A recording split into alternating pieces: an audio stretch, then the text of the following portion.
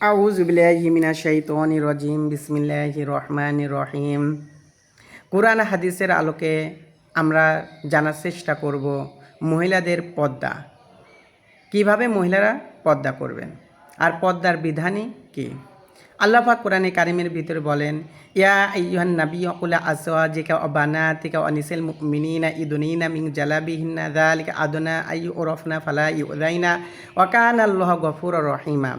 হে নবী, আপনি আপনার স্ত্রী, আপনার কন্যা এবং মুমিন নারীদেরকে বলেন তারা যেন তাদের মাথার জিলবাবটা নিজের দিকে টেনে নেয়, এতে করে তাদেরকে চেনা অধিকতর সহজ হয়, ফলে তাদেরকে উত্ত্যক্ত করা হবে না, আর আল্লাহ পাক তাদের উপর বড়ই ক্ষমাশীল। এ কোরআনে আয়াত থেকে বোঝা যায় মহিলারা মুখ ঢেকে রাখবেন, ঢেকে রাখাটাই জরুরি। অনেকেই বলেন ঢেকে রাখাটাই জরুরি, এই কোরআনে আয়াত দ্বারা প্রমাণিত হয়। কিন্তু হাদিসের আলোকে মুখ খোলা মুখ ঢাকা উভয় প্রকারে হাদিস পাওয়া যায়। আব্দুল্লাহ ইবনে আব্বাস রাদিয়াল্লাহু তাআলা আনহু বলেন, অলা ইবদিনা সিনাতাহুন্না ক্বালা কাফরাকাতুল ওয়াজহু। মহিলারা যা প্রকাশিত করতে পারবে তাছাড়া আর কোনো কিছুই প্রকাশিত করতে পারবে না, আর প্রকাশিত করতে পারবে মুখমণ্ডল এবং করতলদ্বয়। আব্দুল্লাহ ইবনে ওমর রাদিয়াল্লাহু তাআলা আনহু বলেন, আযীনাতু যাহিরাতুল ওয়াজহুল কাফানি। মহিলারা যে সৌন্দর্য প্রকাশিত করবে তাছাড়া আর কোনো কিছু প্রকাশ করবে না, আর প্রকাশিত হবে মুখমণ্ডল এবং করতলদ্বয়। আয়েশা রাদিয়াল্লাহু তাআলা আনহা বলেন, মা যহরা মিনাল ওয়াজহুল কাফানি। মহিলারা মুখমণ্ডল এবং করতলদ্বয় ছাড়া কোনো কিছুই প্রকাশিত করবে না। ইমাম বুখারী একটা হাদিস আছে, ওয়া আকবালাতিম রতমিন খাশা আমা ওয়াদিয়াত মুতাস্তাবতি রাসূলুল্লাহ সাল্লাল্লাহু আলাইহি ওয়াসাল্লাম আল ফাদলু ইয়ানদুর ইলাইহা আজাব হুসনা ফালতাফাতান নবী সাল্লাল্লাহু আলাইহি ওয়াসাল্লাম ফা আকবালা ইলাইহি ফাবায়রা ওয়া আকবালাতিম রতমিন খাশা আমা ওয়াদিয়াত মুতাস্তাবতি রাসূলুল্লাহ সাল্লাল্লাহু আলাইহি ওয়াসাল্লাম ফাতাফিকাল ফাদলু ইয়ানদুর ইলাইহি আজাব হুসনা ফালতাফাতান নবী সাল্লাল্লাহু আলাইহি ওয়াসাল্লাম ওয়াল ফাদলু ইয়ানদুর ইলাইহা ফাখলাফা বিয়াদিহি ফাখাযা বিদাকাল ফাদলা ফাআদালা ওয়াজাহু আনিন নাযরা ইলাইহা। রাসূলুল্লাহ সাল্লাল্লাহু আলাইহি ওয়াসাল্লাম বিদায় হজের সময় ঈদের দিনে, কুরবানির দিনে তিনি বিভিন্ন মানুষের প্রশ্নের উত্তর দিচ্ছিলেন। এমন সময় রাসূলুল্লাহ সাল্লাল্লাহু আলাইহি ওয়াসাল্লামের উটের উপর বসা ছিল তার চাচাতো ভাই ফাদল ইবনে আব্বাস রাদিয়াল্লাহু তাআলা আনহু। রাসূলুল্লাহ সাল্লাল্লাহু আলাইহি ওয়াসাল্লামের এই সময় একজন খাসাম গোত্রের উজ্জ্বল চেহারা একজন মহিলা রাসূলুল্লাহ সাল্লাল্লাহু আলাইহি ওয়াসাল্লামকে প্রশ্ন করার জন্য এগিয়ে আসেন। তখন আল্লাহ রাসূল খেয়াল করে দেখেন যে ফাদল ইবনে আব্বাস রাদিয়াল্লাহু তাআলা আনহু ওই মহিলার দিকে একভাবে তাকিয়ে আছে। তখন আল্লাহ রাসূল সাল্লাল্লাহু আলাইহি ওয়াসাল্লাম ফাদলের মুখটা অন্যদিকে ঘুরিয়ে দিলেন, কিন্তু মহিলাকে মুখ ঢাকার কথা বললেন না। রাসূলুল্লাহ সাল্লাল্লাহু আলাইহি ওয়াসাল্লাম কখনো মহিলাদের হাতে হাত রেখে বায়াত করতেন না, কিন্তু অনেক সময় হাত মেহেদি না থাকলে আপত্তি করতেন। হিন্দা বিনতে উতবা রাদিয়াল্লাহু তাআলা আনহা রাসূলুল্লাহ সাল্লাল্লাহু আলাইহি ওয়াসাল্লামের কাছে বায়াত করতে আসেন।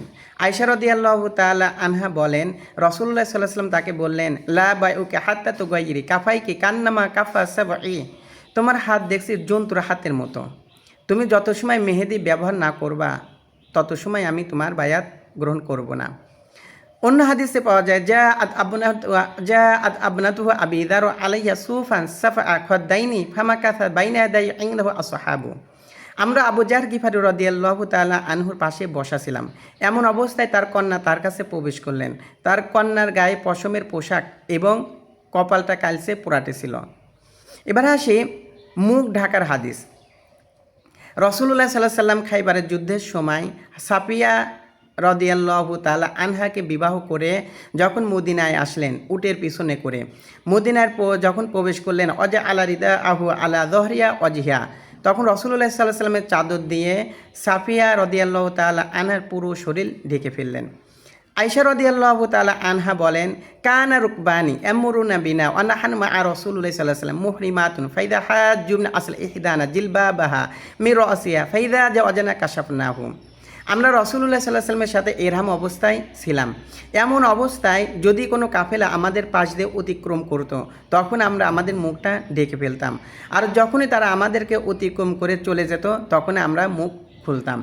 আসমা বিনতে আবু বকর রাদিয়াল্লাহু তাআলা আনহা বলেন, কুন্না নুগাতু হুজুহানা মিনা রিজালি ওয়া কুন্না নাতামাশশাতু ক্বাবলা যালিকা ফিল ইহরাম। পুরুষ মানুষ দেখলেই আমরা মুখটা ঢেকে ফেলতাম এবং এরহাম বাঁধার আগে আমরা চুলটা আঁচড়ে নিতাম। এ সকল হাদিস দ্বারা বোঝা যায় মুখ খোলা, মুখ ঢাকা। তবে সকল ফুকারা যারা মুখ খোলার কথা বলেছেন তারাও বলেছেন মুখ ঢেকে রাখাই উত্তম, মুখ ঢেকে রাখাই জরুরি। কেননা মানুষে মহিলাদের মুখটাই আগে দেখে, এজন্য মুখ ঢেকে রাখাই উত্তম। তবে বিশেষ কোনো ক্ষেত্রে কেউ যদি মুখ খোলে হয়তো কোনো সমস্যা নাও হতে পারে, তবে বিশেষ প্রয়োজন ছাড়া কোনো মহিলা যেন মুখ না খোলে। মহিলাদের মুখ ঢেকে রাখাটাই সকল ফুকারা যারা বলেছে মুখ খোলার হাদিসের পক্ষে যারা বলেছে তারাও বলেছে মুখ ঢেকে রাখাই জরুরি। এরপরে মুখ খোলার ব্যাপারে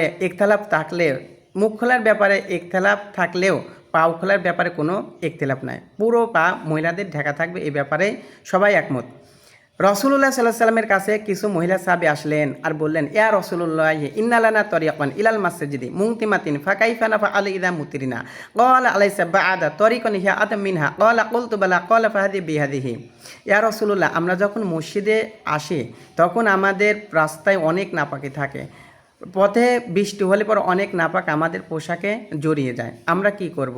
রসুল্লাহ সাল্লাহ সাল্লাম বললেন, ওই পথ পার হওয়ার পরে ভালো কোনো পথ আছে? তখন বললেন, হ্যাঁ ভালো পথ আছে। তখন আল্লাহ রসুল বললেন, ওই ভালো পথে যখন ওই নাপাকি জায়গাগুলো পবিত্র মাটি লাগবে তখন ওই অপবিত্র জায়গাটাও পবিত্র হয়ে যাবে। অন্য হাদিসে পাওয়া যায় যে মহিলা সাহাবীরা উম্মে সালামা রাদিয়াল্লাহু তাআলা আনহার কাছে একই বিষয় জিজ্ঞাসা করলেন। উম্মে সালামা রাদিয়াল্লাহু তাআলা আনহা বললেন, ইউতাহিরুহুমা বা'দাহু, পরের পবিত্র যে মাটি থাকে ওই মাটি যখনই তোমাদের পোশাকে লাগবে তখন ওই পোশাক পবিত্র হয়ে যাবে।